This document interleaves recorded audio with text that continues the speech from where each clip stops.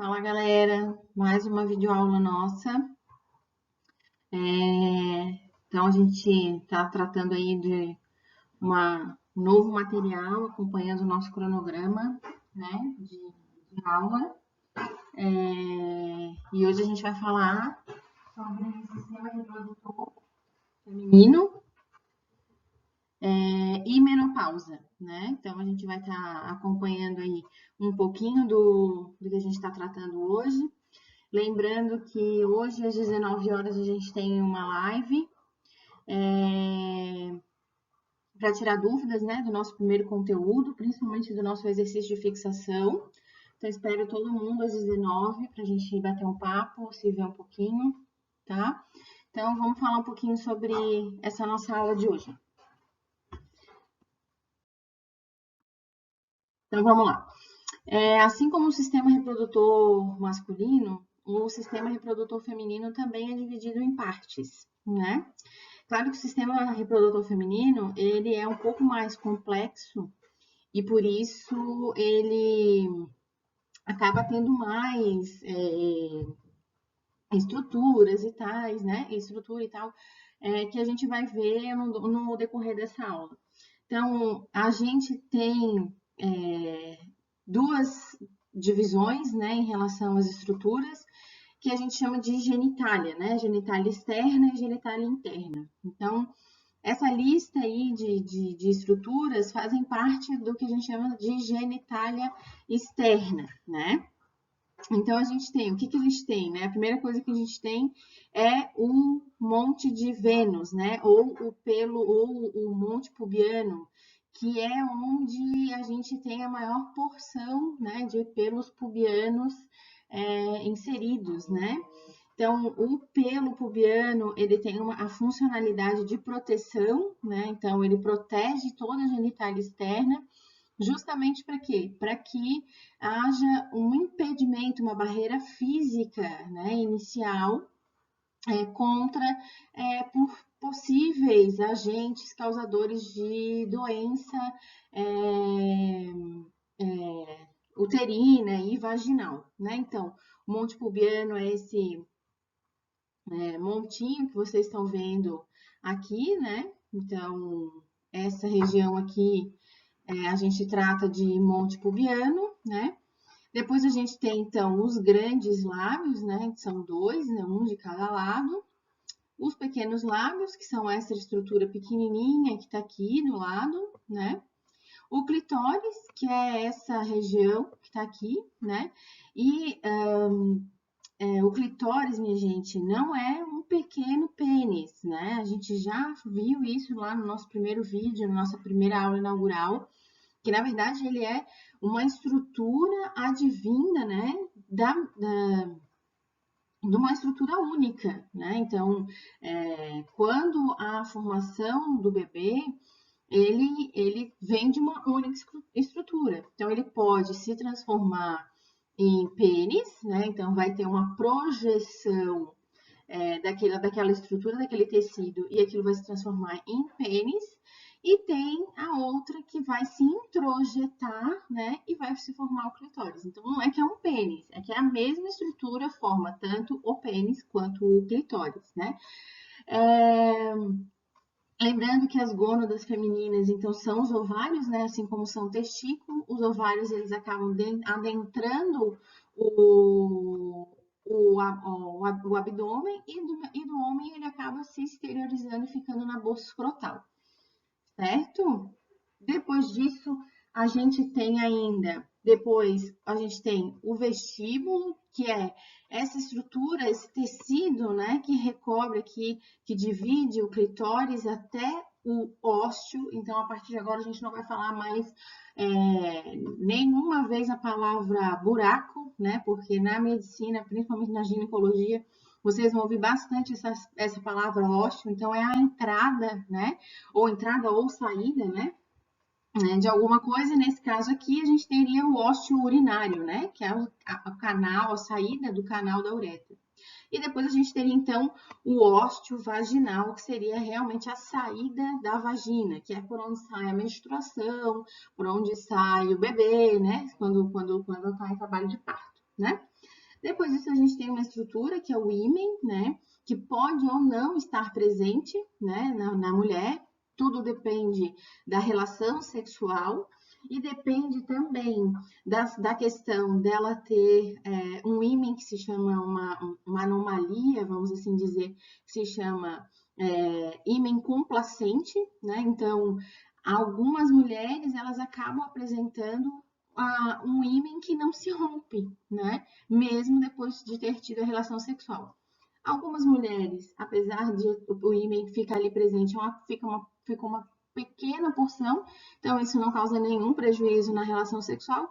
Entretanto, tem outras que têm uma porção um pouco maior e isso acaba realmente causando o que a gente chama de dispareunia, que é dor ao ato sexual. Então, precisa de uma intervenção cirúrgica, não é um procedimento difícil, é um pequeno procedimento, é uma pequena cirurgia e nada mais é do que cortar ali, né, com uma tesourinha, esse ímen que está ali, certo?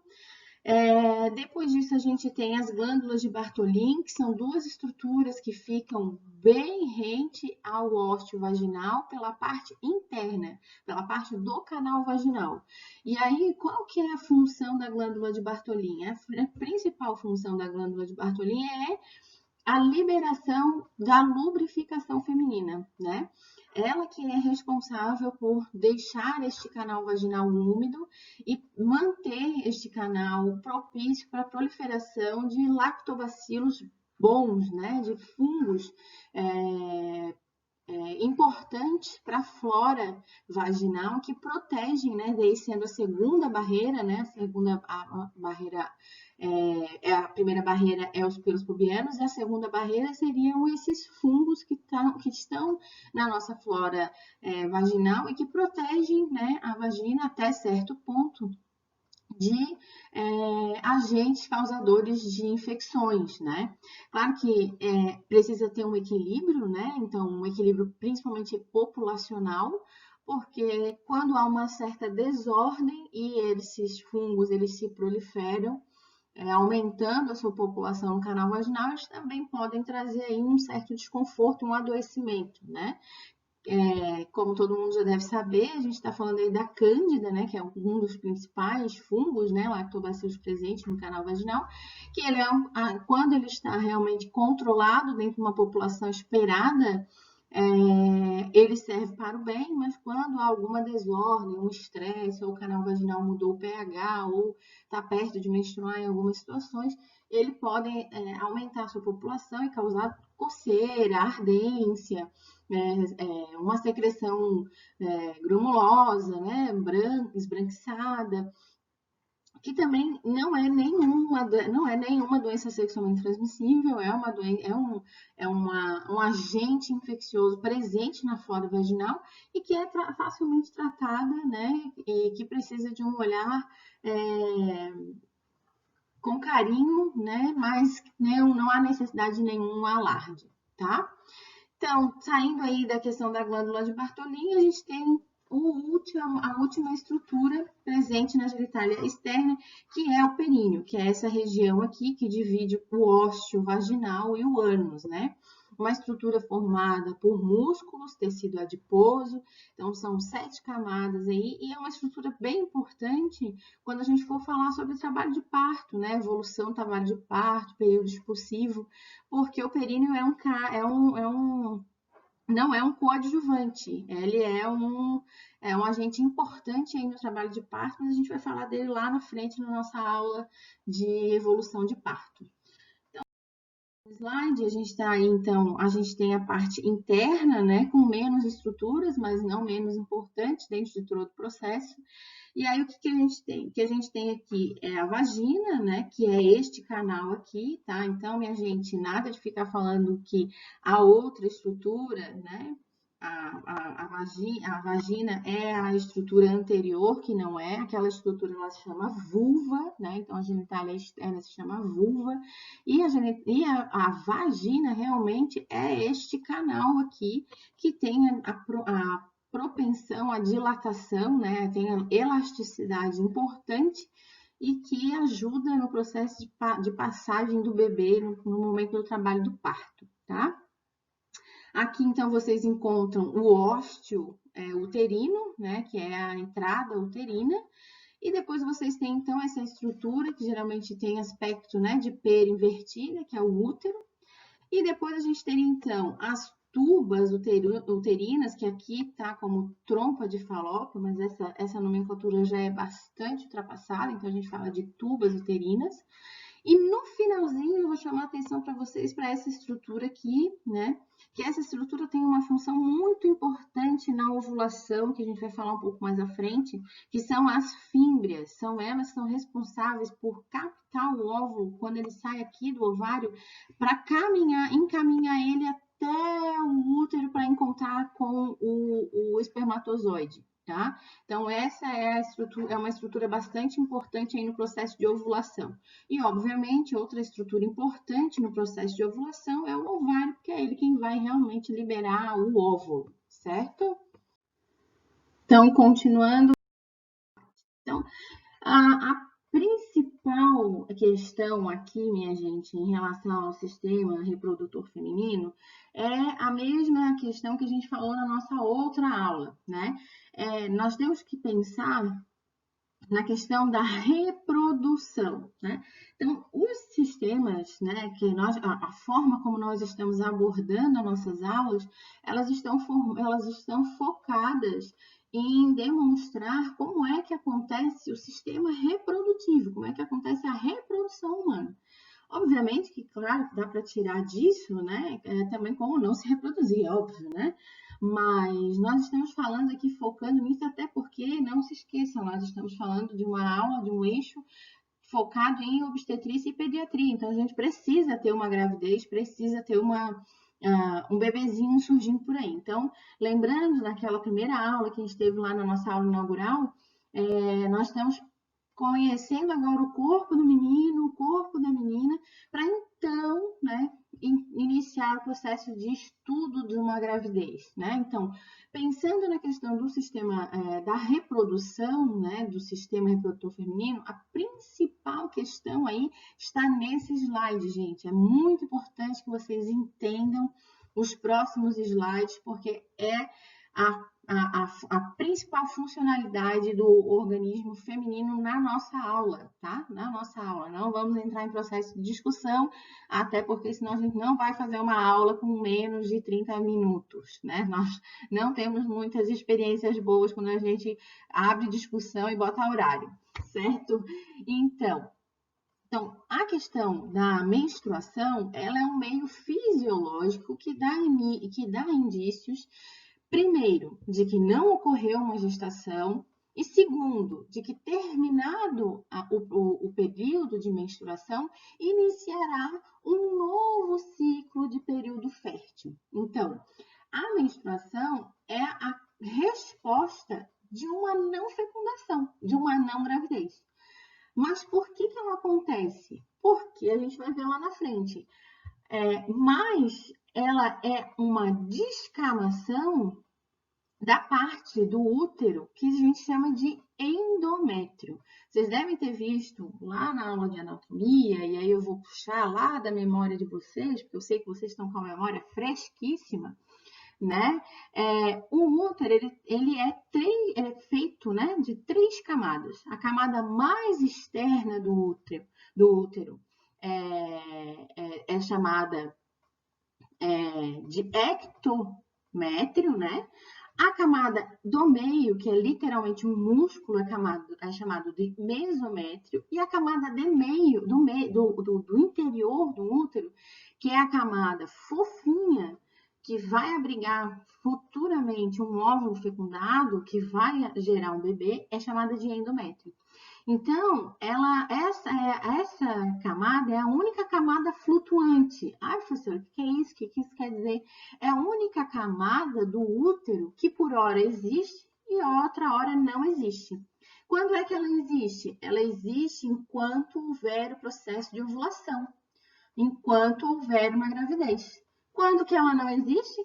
Quando isso não ocorre. Então, ela deixa de existir, causando, então, o efeito menstruação. Então, ela começa a descamar e, então, vem a menstruação em forma de sangue. E por que, professora? O que isso tem a ver Porque o endométrio, ele vai ser o primeiro abrigo desse óvulo que acabou de ser fecundado, que vai precisar ser nutrido, que vai precisar crescer. Então, ele é ricamente vascularizado, ele tem muito vaso sanguíneo, justamente para até que se forme a placenta e que o bebê consiga fazer essa conexão com a mãe, ele seja nutrido pela mãe, obviamente, mas nutrido via sangue. Então, por isso o endométrio é tão vascularizado. E aí, depois, obviamente, que a placenta está instalada, o bebê começa a fazer a troca, o miométrio ele vai permanecer ali, mas ele até perde um pouco a sua funcionalidade, né? Aí fica em prol da placenta, né? E realmente da bolsa amniótica. Mas isso a gente vai ver lá na frente. Mas então, se não acontece a menstruação, se não acontece a fecundação, o endométrio é rico em vaso sanguíneo, ou seja, é rico em sangue. Quando ocorre um período em que o corpo sinaliza que, bom, não houve gravidez, eu vou ter que me desfazer disso aqui, acontece o sangramento. Justamente por quê? Porque pedaços do endométrio começam a ser literalmente desprendidos do mesométrio, do útero, e sair pelo canal vaginal. Então, essa é a fisiologia da menstruação, tá? A menstruação, ela ocorre geralmente dentro de um ciclo normal de 28 dias, né? Então, tem 28 dias para a menina engravidar. Se ela não engravidar, vai acontecer uma menstruação. E no meio desse ciclo de 28 dias acontece a ovulação, né? A ovulação, ela acontece sempre de um lado ou de outro, né? Se houve a ovulação de 2 ovários ao mesmo tempo, é uma anomalia? Ah, professora, é um defeito? Não é um defeito, mas não é a normalidade. E qual que é entre aspas, a gravidade? A gravidade é uma gravidez gemelar, né? Porque ao invés de ter uma única chance de engravidar, a pessoa vai engravidar por duas, né? Tem duas chances de engravidar. Então, tendo 2 óvulos, podem ter duas fecundações. Então, podem ter 2 gemelares. Quando que isso geralmente acontece? Primeiro, quando há uma disfunção, né, da mulher, uma disfunção hormonal que provoca isso, ou quando há uma indução ovulatória por meio de comprimido oral para aquelas pessoas que têm dificuldade de engravidar, tomam esse comprimido e isso força os ovários a liberarem cada um do seu lado um óvulo, tá? Maturarem cada um ovário maturar um óvulo. Mas, via de regra, a mulher só ovula por um ovário por mês. Por isso, meninas, quando a gente chega lá naquele período, que às vezes a gente não se dá conta, né? A gente só vai se dar conta quando a gente começa a ter as cólicas, aqueles mal-estarzinhos no final e lembra que vai começar a menstruar. Mas no meio do caminho, às vezes, algumas que conseguem ter mais sensibilidade no seu dia a dia, às vezes elas começam a ter umas dorzinhas, assim, meio perto da crista ilíaca ali, e fica meio latejante. Isso é a ovulação. Isso é a ovulação acontecendo. E a ovulação, ela é cíclica. Ela acontece, como eu disse, em um ovário, mas ela não acontece no mesmo ovário sempre. Por quê? Porque as meninas já nasceu, desde que ela nasceu, ela já tem os óvulos contadinhos até o término da fertilidade dela, até a menopausa que a gente vai falar daqui para frente, tá? Aqui na nossa aula mais à frente. Então, o que acontece? Para não haver desequilíbrio, um mês ela ovula do lado direito, outro mês ela ovula do lado esquerdo. E a gente começa a sentir essas dorzinhas, né? De um lado e de outro sempre a cada mês, tá? A fase desse ciclo, ela ocorre em fases, né? Então, vai haver uma fase, né, um ciclo, vai ter 2 tipos de ciclo, vai ter o ciclo ovárico, o ciclo ovariano, e vai ter o ciclo uterino, que a gente já vai falar já, e vai ter ainda também fases desses ciclos, né? Então, cada um tem um processinho. E existem 4 hormônios especiais aí que agem no processo de ovulação, né? Nesse processo todo, nesse ciclo fértil, né? Neste período fértil. 2 deles vocês já ouviram falar, que é o FSH e o LH. Vocês ouviram falar isso lá na aula de sistema de reprodução masculino. Então, aqui ele também está presente. Eu botei tracinho, não porque é a mesma coisa, tá, galera? Até porque vocês vão ver aí na nossa live de hoje, quem já fez o exercício lá já viu também que o FSH e o LH são coisas diferentes de estrogênio e progesterona. Mas por que eu botei junto? Porque eles atuam juntos nas mesmas fases, tá? Então, o FSH, que é o hormônio folículo estimulante, atua junto na mesma fase com o estrogênio. Cada um atua num ciclo, cada um atua numa área, tá? E o estrogênio, ele é liberado para a formação do endométrio. Olha lá, voltando à história que eu falei lá do endométrio aqui no nosso link da menstruação, tá? E tem outro hormônio, que é o hormônio luteinizante, que vai atuar junto com a progesterona, que é a manutenção desse endométrio, ou seja, deixar o endométrio ali até o óvulo fecundar. Lembrem, galera, nós ovulamos, né? Nós meninas ovulamos no 14º dia, mas a menstruação acontece quantos dias depois? 28 dias. Nossa, que espetáculo, hein, professora? Mas fazer com mousepad é meio difícil, galera. Mas entendam, 28 dias depois, então a progesterona, ela tem que manter esse endométrio ativo por mais 14 dias à frente, porque ainda pode acontecer ovulação no meio do caminho. Ela pode ter uma relação sexual depois disso, e aí essa progesterona precisa manter o endométrio ativo. Se não há fecundação, não tem óvulo, não precisa manter nada, não precisa manter ninguém, voltamos de novo para o ciclo e aqui acontece de novo a menstruação. Entendido aí? Então, vamos lá para o ciclo para a gente entender melhor isso que é. Então, olha só, né? A gente tem, então, o que a gente chama de ciclo ovárico. O que é o ciclo ovárico? É como o óvulo, né, se amadurece para então se tornar um cara apto para ser fecundado.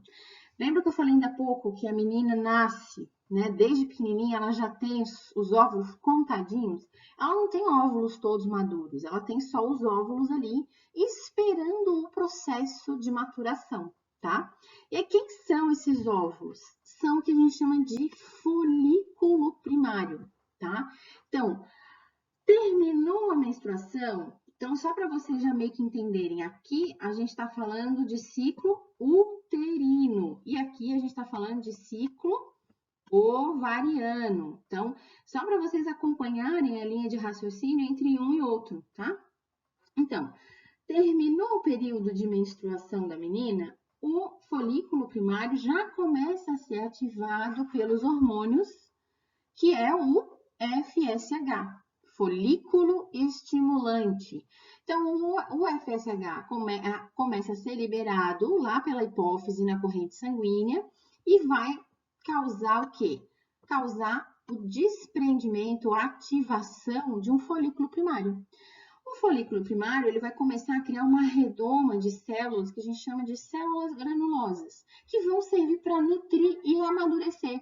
Então, isso aqui, pensem o seguinte, isso aqui é um bebezinho e isso aqui já é um pré-adolescente. Depois disso, ele vai crescendo, vai maturando, vai se tornando um adolescente maduro até chegar, de fato, no adulto. Então, terminado todo o processo de maturação, ele vai ser o quê? Ele vai ser liberado desse espaço, porque agora ele já está maduro, ele já está pronto para ser ovulado. Só que há um pequeno detalhe. Essa estrutura aqui, ela não morre. O óvulo vai ser captado lá pela fímbria, lembra que eu falei? Então, ele vai ser projetado para fora do ovário, a fímbria vai captar ele e vai trazer ele para dentro da tuba uterina. Só que dentro do ovário, essa estrutura aqui não morreu. Ela se formou o quê? O corpo lúteo. E o que essa pessoa aí, essa estrutura, essa loucura aí tem a ver com a bagaça, prof? Já que o óvulo é que é a coisa mais importante. Então, é esse cara aqui que vai dizer pra gente que a progesterona tem que estar ativa. Olha aqui a camada de endométrio, olha a altura, olha a loucura de produção de endométrio aqui. Por quê? Porque eu tenho que receber esse carinha aqui, ó, quando ele for fecundado. Então, é o corpo lúteo que aumenta o nível de progesterona, é a presença dele dentro do ovário que faz o maior pico de liberação de progesterona do cérebro para o resto do corpo. Entenderam? E conforme vão passando os dias e não há, né, uma gestação ativa, não há uma fecundação, então não há porquê, né, manter esse endométrio aqui vasto, porque não vai ter ninguém aqui para ser nidado, esse corpo lúteo vai evoluindo, vai se tornando menor, depois ele vai se tornar um corpo branco em 28 dias, e depois disso ele é totalmente absorvido e some. E de novo, o que acontece? Tudo volta para esse início novamente. Entenderam? Não, né? Obviamente que não. Então, vamos lá para o próximo slide. Então, aqui então a gente tem uma fase, né? Para o próximo slide não, porque eu tinha esquecido que ainda tem esse detalhe. Então, tudo isso que eu falei, eu tentei separar para vocês nessa fase, né? Então, o ciclo ovário tem 3 fases principais. Tem uma fase folicular, né? Aquela que de amadurecimento do folículo até ele ficar totalmente maduro. Depois ele tem a fase da ovulação, que é quando ele está maduro e ele é liberado do ovário para tuba uterina, enquanto ele vai ser encaminhado, né, para o útero para ser fecundado através dos cílios que tem dentro da tuba uterina. E a terceira fase, que é a fase do corpo amarelo, né? Então, que é a fase do corpo lúteo, né, mantendo aí os níveis de progesterona alto e promovendo a manutenção do endométrio dentro do útero para receber o futuro óvulo fecundado, tá? Então, gravem bem isso. O ciclo ovárico, ele tem a função de formar a ovulação e ele tem 3 fases distintas: a fase proliferativa, ou fase folicular, a fase da ovulação e a fase do corpo amarelo. Então, são 3 fases distintas, tá? Então, de novo, né? Era para esse slide aqui que eu queria mostrar para vocês, que dá para vocês entenderem todos os ciclos, né? Então, a gente tem o ciclo ovariano, que a gente estava falando até agora, né? Que está lá dentro do ovário, todinho dentro do ovário.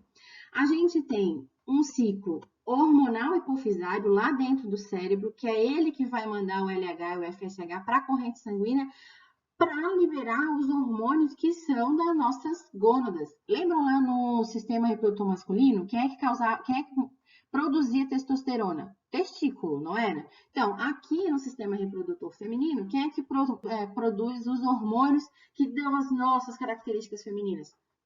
Os ovários, certo? As gônadas, tá? Então, por isso é que eu digo que homens e mulheres têm sempre LH e FSH circulando, tá? E aí, no nosso ovário, a gente vai produzir, então, o estradiol, que é o nosso estrogênio, e a progesterona. E tudo isso junto e misturado ainda tem o ciclo uterino, que é justamente ativado pela progesterona, certo? Lembrem, o FSH e o LH atuam basicamente no processo de maturação do folículo e manutenção do folículo, do óvulo, tá? E aí, o ovário em si faz toda a manutenção do útero, certo? Então, vejam bem, conforme as fases do folículo e a maturação, vai aumentando o pico de estrogênio, de produção de endométrio, certo? E aí, depois disso, ele dá uma leve caída, porque ele já produziu tudo que ele precisava, mas ele precisa manter. Então, ele começa a liberar progesterona para manter isso aqui em alto nível e aguardar o óvulo que já foi fecundado aqui, minha gente, ó. Já foi fecundado, não, já saiu lá do ovário faz tempo. Então, ele precisa de uma boa manutenção de progesterona para poder manter essa curva aqui, certo? Não conseguiu ovular, não conseguiu fecundar, acabou o processo, cessa-se. Todos os dois caem e começam a ver que já tem um novo levantamento aqui de estradiol. Por quê? Porque vai começar novamente um ciclo, certo? Não houve fecundação, vai começar tudo de novo. Daqui a 28 dias, ela vai começar um novo processo. Terminada a menstruação, ela começa um novo processo de ciclo reprodutivo novamente, ok? Então, não confundam, período fértil é este intervalo aqui, ó. É quando o óvulo está liberado, prontinho para ser fecundado, certo?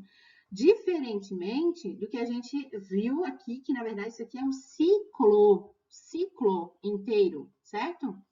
Então, não confundam. 14 dias aqui, a metade desse ciclo, é o período fértil. Ah, prof, mas não é uma data, não é um dia? Por que é chamado de período? Por quê? Porque há uma variação de mulher para mulher. Então, a gente sempre... E a fecundação, ela pode acontecer, gente, no meio do caminho, né? O que eu quero dizer com isso? Porque eu posso ovular... evoluar, tá bom, hein? Eu posso ovular no 14º dia, mas ter tido uma relação sexual aqui, ó, no 13º dia. Ah, e eu não vou engravidar? Posso engravidar sim. Por quê? Porque, saibam, curiosidades curiosas, um espermatozoide consegue ter resistência por 72 horas dentro do corpo feminino. Então, se eu tive uma relação sexual até dia 12, eu ainda tenho chance sim de engravidar. Assim como se eu também tiver uma relação no dia 15, no dia 16 ou no dia 17, eu também tenho chance de engravidar, pela vitalidade do espermatozoide, né? Que vai ser mantido, obviamente, com a carga que ele tem, né? De energia que ele tem, e, obviamente, também viável lá dentro do útero, porque o útero já deixou de ser ácido, né? O canal vaginal é ácido. O útero é um ambiente bacana para o espermatozoide sobreviver. Então, esses 3 dias antes e 3 dias depois do dia da ovulação é que a gente considera, que a gente chama de período fértil. Fechou? Perfeito, galera. Então, continuando. Isso aqui, de novo, é só a mesma representação, só para vocês terem dimensão da produção, né, de endométrio, principalmente, né? Então, vocês conseguem perceber aqui, né, pelo vermelhinho, né, conforme ele vai ficando, e, obviamente, depois, quando ele vai finalizando, chegando perto aí dos 28 dias, ele vai caindo, obviamente. E aí, isso aqui vai chamar bastante, eu vou chamar bastante atenção de vocês para essa parte aqui, porque essa é uma das questões que eu vou puxar como gancho para a nossa próxima aula, que é a aula de métodos contraceptivos. Olhem bem a curva de temperatura corporal na fase folicular e depois da fase de ovulação. Conseguem perceber que há um leve aumento, vamos colocar aqui, né, de 36,4 para 36,7, é um leve aumento, mas percebem que houve um aumento na temperatura. E por que vocês acham que houve um aumento? Houve um aumento porque há maior concentração de um tecido hipermega vascularizado. Houve uma angiogênese naquele local. Então, quanto mais circulação de sangue tem no lugar, mais quente ele fica.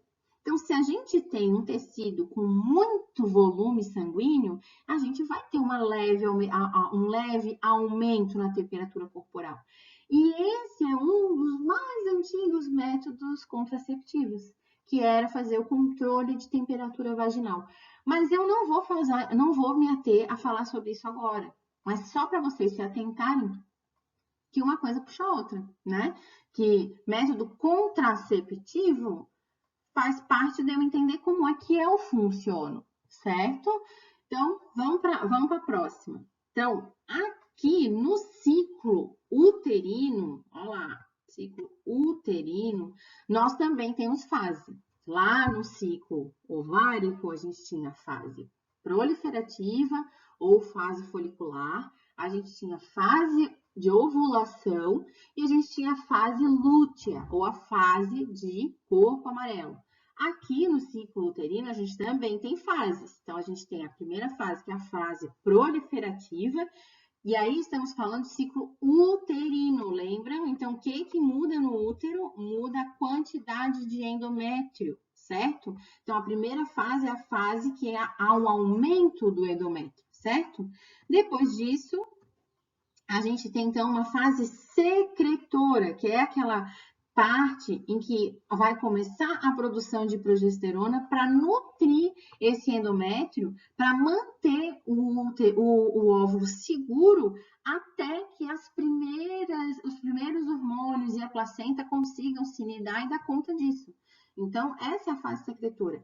E a terceira fase é a fase de menstruação, porque se não ocorreu a ovulação e não ocorreu ocorreu a ovulação e não ocorreu a fecundação, então não faz sentido manter o endométrio ativo. Então, ele se descama em processo de menstruação.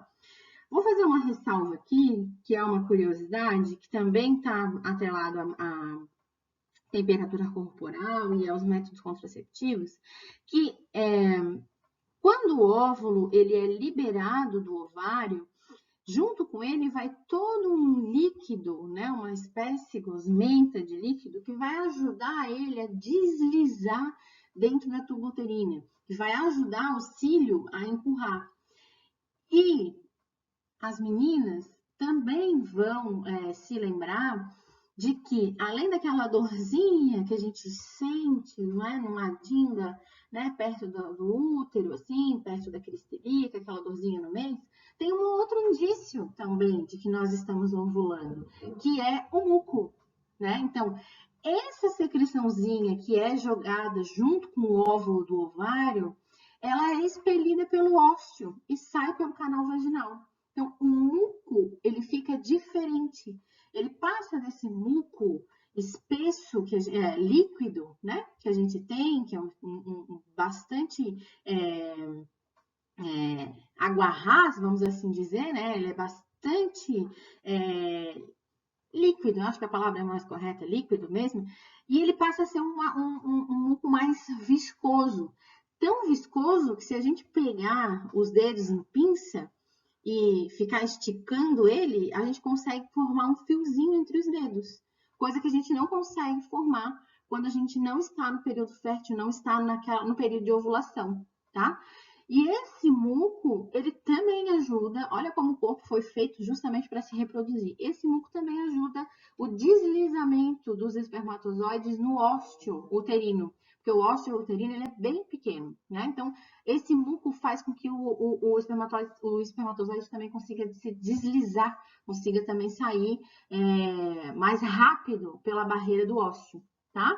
Mas a gente vai falar também desse método, né? Dessa questão da viscosidade do muco como método contraceptivo na nossa próxima aula, tá? Então, de novo, né, aqui eu só puxei, só ganchei, só para a gente ver aqui, né, a fase uterina, então vocês conseguem observar bem, né, que o primeiro dia lá de menstruação até o 5º dia de menstruação, quarto, né, há um declínio do endométrio e há também uma baixa de estradiol aqui, de estrogênio, e uma também baixa manutenção aqui, ó, de LH, certo? E aí, depois disso, lá pelo 14º, 5º dia, começa o pico de estradiol sendo liberado, junto com o pico de LH, que vai fazer o quê? Um pico de produção de endométrio. Então, é a fase proliferativa, está proliferando célula de tudo quanto é canto. E, obviamente, conseguem verificar aqui, ó, a parte das artérias e das veias que vão se formando, elas vão ficando maiores, mais densas, mais volumosas, né? Conseguem ver? Aqui faz, né, um caminho só, aqui já são vários caminhos, então, há uma proliferação intensa de células nessa fase, e é por isso que a gente tem uma temperatura corporal acima da temperatura normal, né, nesse período, tá? Indo para o próximo, né? Aqui eu coloquei um videozinho, né?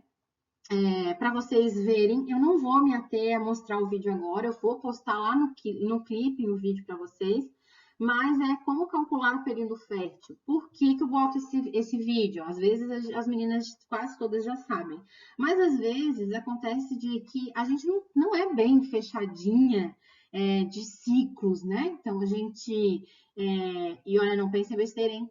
Mas eu estou falando de ciclo. A gente não é bem regulada, né? Tem algumas pessoas que têm um ciclo de 28, tem outras pessoas que têm um ciclo de 30, tem outras pessoas que têm um ciclo de 27, e tem pessoas que nem têm ciclo regular. Que um mês são 28, outro mês são 30, outro mês é 31, outro mês é 24.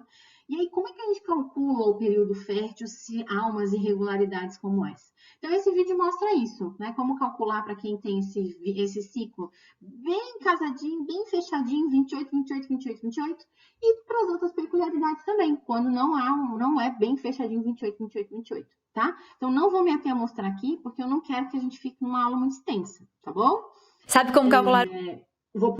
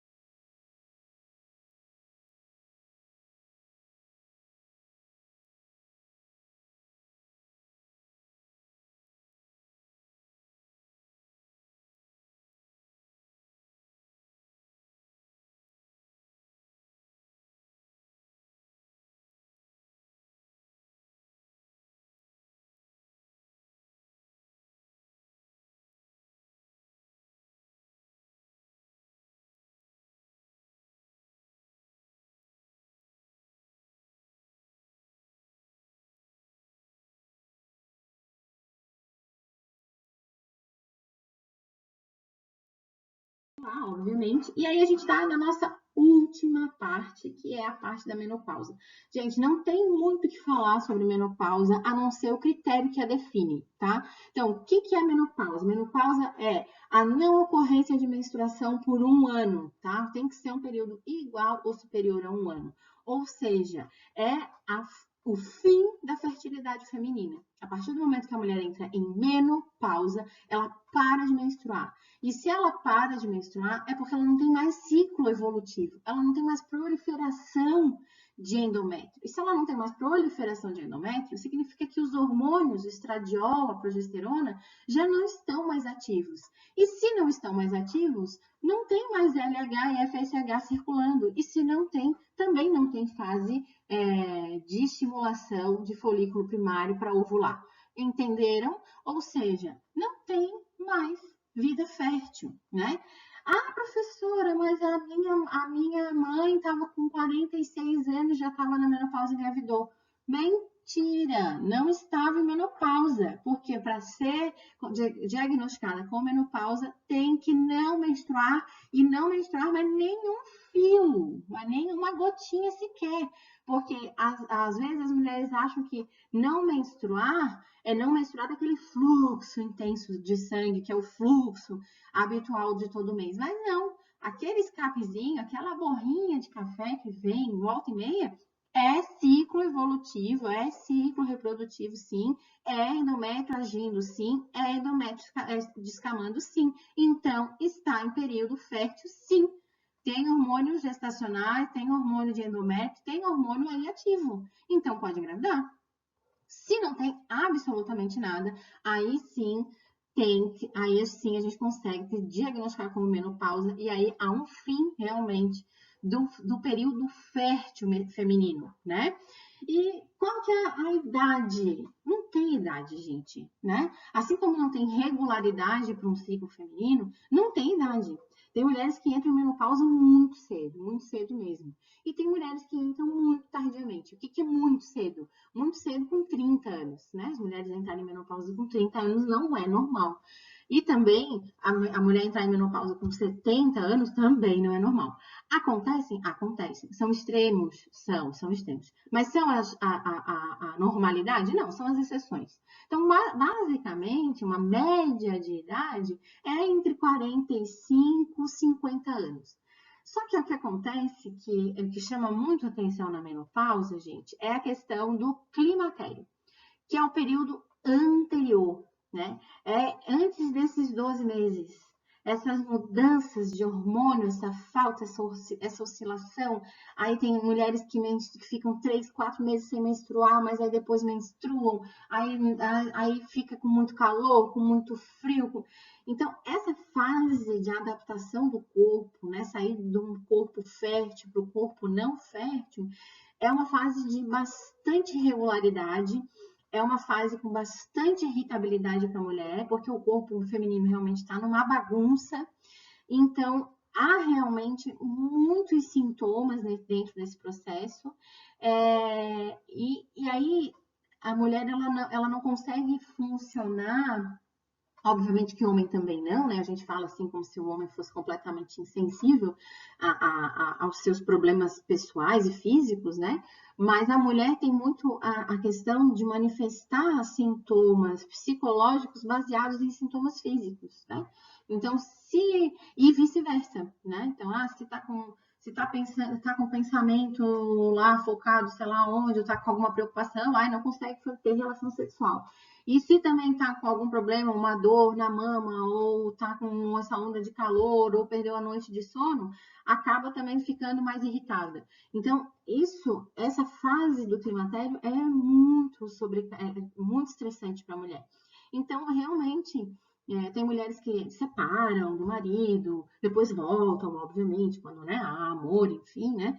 que foi só aquela fase, justamente porque há uma dificuldade de adaptação feminina nessa fase. Então, né, então, tem irregularidades no ciclo menstrual, tem ondas de calor, né? E ondas de calor que a mulher relata, assim, que sente vontade de uma hora para outra, sente vontade de se enfiar dentro da geladeira, né? E depois que aquela onda de calor passa, e a mulher soa mesmo, fica suada, o suor está escorrendo, em questões de minutos aquilo passa.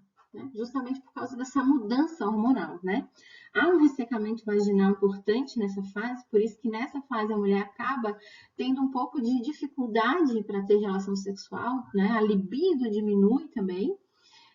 Tem irritabilidade também, deveras, né? Com todas essas situações, ainda tem insônia, aumento de peso. Então, tudo isso é uma fase difícil para a mulher, precisa ser ajudada pelo parceiro, precisa muitas vezes ser ajudada com ajuda de medicação, com reposição hormonal, que há aí uma lebre bem grande para ser discutida entre as áreas acadêmicas de medicina, porque a reposição hormonal, ela tem os seus benefícios, mas ela tem também os seus malefícios, né? Como câncer de mama, câncer de colo de útero. Então, quando há a necessidade de uma reposição hormonal, há riscos e benefícios, então tem que ser muito bem calculado. Mas é uma fase que precisa de muita ajuda, né?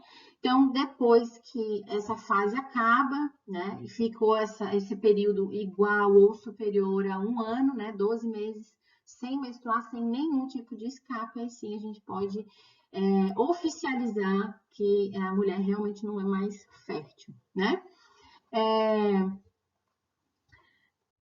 Então, pontos importantes para a gente fechar a nossa aula de hoje, né? Então, ponto 1, que a genitália feminina ela é dividida entre externa e interna, diferente do sistema reprodutor masculino, que é tudo um sistema só. Aqui não, a gente tem uma estrutura externa e uma estrutura interna. Isso é muito importante a gente ter ciência, porque acontecem processos diferentes quando a gente fala lá de parto. Acontecem processos diferentes no útero e acontecem processos diferentes na vulva, né? Então, existe realmente essa divisão. E existem depois funcionalidades diferentes também em cada uma das estruturas, tá? Ponto 2, que o ciclo menstrual feminino ocorre em 4 fases e que estão ligados entre eles 4 hormônios, né? Folículo estimulante, o hormônio luteinizante, o estrogênio ou estradiol e a progesterona, tá? Então, são 4 hormônios muito importantes e que estão envolvidos no ciclo ovariano e no ciclo uterino, né? Que o ciclo menstrual ocorre em 2 fases, né? Principalmente aqui nesse caso, né?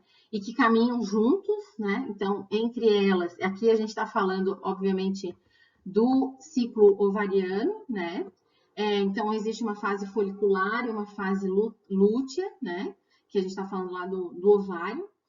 Ambas as fases com seus hormônios distintos, né? Agem sobre o ovário, maturando o ovócito ou o folículo, e no útero aumentando a camada do endométrio. E que o endométrio é a camada interna do útero, que é preparado pela progesterona, mantido, né, pelo corpo amarelo e progesterona ao mesmo tempo, e que ele serve justamente para acomodar o óvulo, mas mais do que isso, para ter uma reserva nutricional para o futuro óvulo fecundado. E aí, obviamente, se ele não tiver essa função, porque não vai ter um óvulo fecundado, não vai ter um futuro embrião, ele se descama e faz a mulher menstruar, certo? Gente, eu espero que essa aula tenha sanado as dúvidas de vocês, porque eu estou postando já lá no nosso clipe, então eu vou postar a aula normal, né, o arquivo, e depois, obviamente, vocês vão escutar o áudio, e eu espero que o que vocês leram, o que vocês viram, tenha sido sanados, e aguardem, né, no clipe, a próxima live, quando que eu vou fazer a próxima live, para a gente tirar dúvida sobre o exercício de fixação, que também eu vou lançar lá no clipe, tá bom? Então, né, partiu comer uma carninha, lembrar, né, reforçar aí nossa aula de hoje, tá? E beijo, até mais!